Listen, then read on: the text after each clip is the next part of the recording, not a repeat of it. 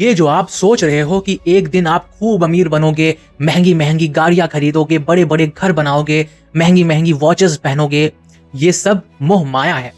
जो आप सोच रहे हो कि अपने दोस्तों के साथ रिश्ते अच्छे करोगे, अपने रिश्तेदारों के साथ संबंध अच्छे बनाओगे, अपने माता पिता को खुश रखोगे, ये सब मोह माया है। लेकिन ऐसा मैं नहीं कह रहा हूं दोस्तों, ऐसा आपकी सोसाइटी कहती है, आपके धर्म कहते हैं, धर्म ग्रंथ कहते हैं। गीता, कुरान, बाइबल, लगभग ये सभी एक चीज तो कॉमन बोलते हैं कि संसार भैया मोह माया है।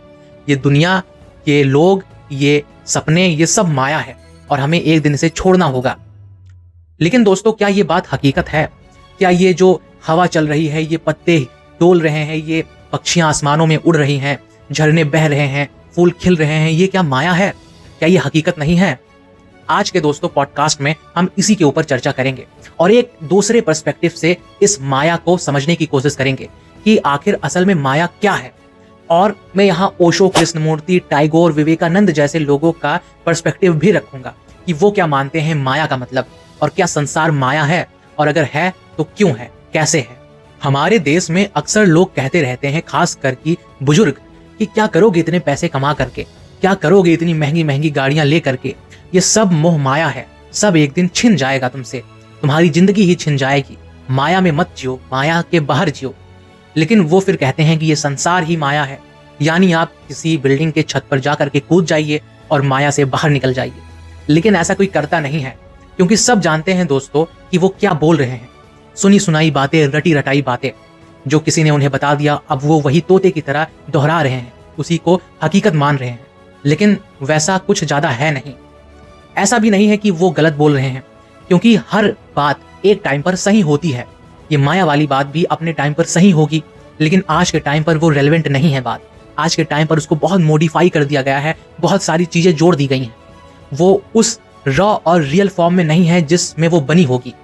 लेकिन दोस्तों, जो बातें मैं आपको बताऊंगा ओशो के पर्सपेक्टिव से, टैगोर के पर्सपेक्टिव से, विवेकानंद के पर्सपेक्टिव से, वो बात हमेशा रेलेवेंट थी और है। दोस्तों, जब भी हम बात करते हैं ओशो की, तो ओशो ने कभी नहीं ये कहा है कि ये संसार एक मोह माया है। ओशो क्या कहते हैं माया के विषय में? वो कहते हैं दोस्तों कि माया हमारे बाहर नहीं है, हमारे अंदर ही है। मोह माया दोस्तों दुनिया में कहीं नहीं है। ये मोह माया लोग नहीं है, महंगी गाड़ियां नहीं है, ये तुम्हारे पैसे कमाने की इच्छा है, ये तुम्हारे दुनिया को देखने की इच्छा है, ये तुम्हारे फूल के बजाय कांटों को देखने की इच्छा माया है। माया है होश में ना होकर के बेहोशी में रहना और जीना। ये दोस्तों माया है ओशो के हिसाब से। वो कहते हैं दोस्तों कि सब हकीकत है हमारे आसपास, अगर हम अपने हाथ को काटेंगे तो खून निकलेगा, यही प्रमाण है हकीकत का। लेकिन दोस्तों, माया हमारा मन है।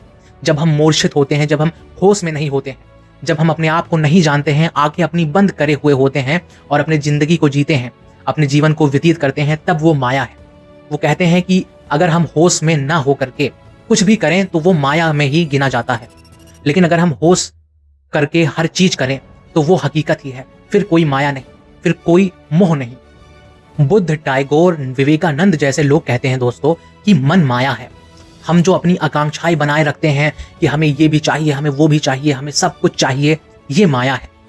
हम जो अपने मन को हमेशा खुले रखते हैं, जो हमारा मन किया वो किए, इधर मन हुआ तो इधर गए, उधर हुआ तो उधर, ये सब माया है दोस्तों।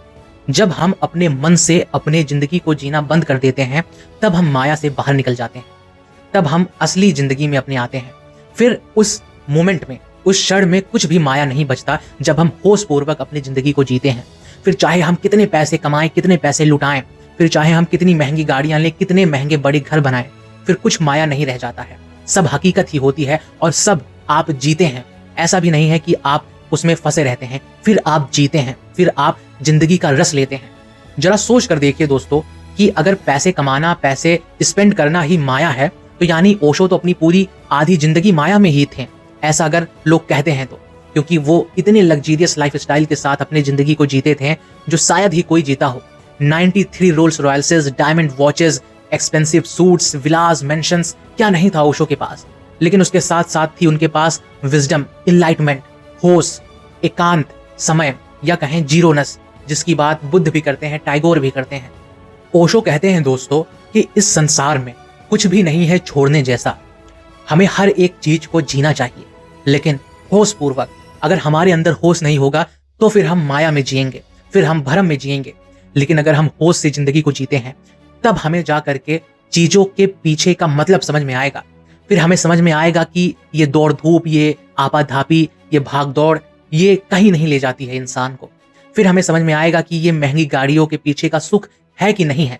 फिर हमें समझ में आएगा कि बहुत ज्यादा पैसे कमा लेना या महंगे घर में रहना का सुख क्या है भी या नहीं है। फिर हमें समझ में आएगी बातें, और जब हमें ये बातें समझ में आएंगी तभी हम असली इनलाइटमेंट को पा सकते हैं, तभी हम असली पीस को पा सकते हैं, शांति को पा सकते हैं, जिसे महान लोग मोक्ष कहते हैं, मोक्ष कहते हैं, उसे पा सकते हैं। और फिर वही हकीकत है, वही परमात्मा है, वही इंसान की लास्ट डेस्टिनेशन है दोस्तों। अगर अब अपनी सारी बातों को समराइज करूं और एक छोटे लाइन में कहूं तो माया होश में ना जीना है, माया है मदहोशी में जीना। और अगर हम होश में जीते हैं तो सब कुछ हकीकत है, सब कुछ असली है। दोस्तों आज के लिए बस इतना ही। अगर आपको ये पॉडकास्ट पसंद आया हो तो लाइक जरूर से करिएगा, और मिलते हैं नेक्स्ट एपिसोड में। सब्सक्राइब भी इस चैनल को कर दीजिएगा अगर आपको इसी तरह spirituality related, life related videos को देखना पसंद है तो। मिलते हैं नेक्स्ट एपिसोड में, तब तक के लिए धन्यवाद।